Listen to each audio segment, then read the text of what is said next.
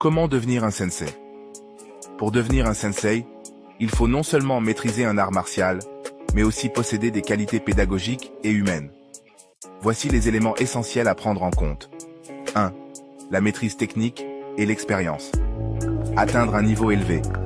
Généralement, il faut au minimum être ceinture noire, Shodan, dans la discipline concernée.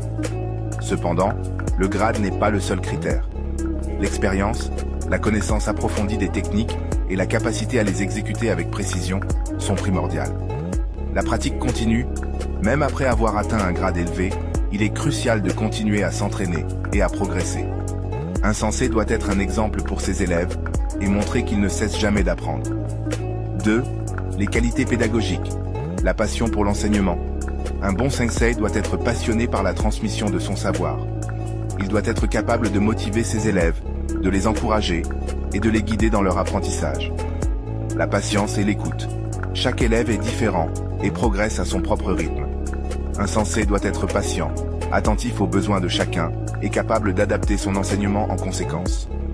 La clarté et la pédagogie. Un sensei doit être capable d'expliquer les techniques de manière claire et concise en utilisant une pédagogie adaptée au niveau de ses élèves. 3. Les qualités humaines, le respect et l'humilité. Un sensei doit faire preuve de respect envers ses élèves, ses pairs et les traditions de son art martial. L'humilité est également essentielle, car un sensei doit être conscient qu'il y a toujours à apprendre. L'intégrité et la moralité. Un sensei est un modèle pour ses élèves. Il doit donc faire preuve d'intégrité, de moralité et d'un comportement exemplaire. 4. Les diplômes et les certifications. Les diplômes fédéraux. Dans certains pays, il existe des diplômes fédéraux qui permettent d'encadrer et d'enseigner les arts martiaux. Ces diplômes peuvent être un atout pour attester de ses compétences et de son sérieux. En France, par exemple, il existe le DIEF, diplôme fédéral d'instructeur fédéral, ou le DEGEPS, diplôme d'état de la jeunesse, de l'éducation populaire et du sport. L'expérience d'assistant. Avant de devenir sensei à part entière, il est souvent utile d'assister un sensei expérimenté.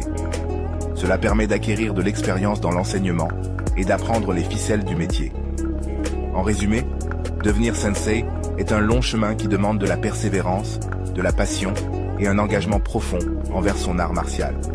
Il ne s'agit pas seulement d'atteindre un grade élevé, mais aussi de développer des qualités humaines et pédagogiques qui permettront de transmettre son savoir et d'inspirer les générations futures. Il est important de noter que le terme sensei est un terme japonais qui signifie littéralement « né avant ». Il désigne une personne qui a de l'expérience et qui est capable de transmettre son savoir. Il est utilisé dans de nombreux domaines, pas seulement dans les arts martiaux.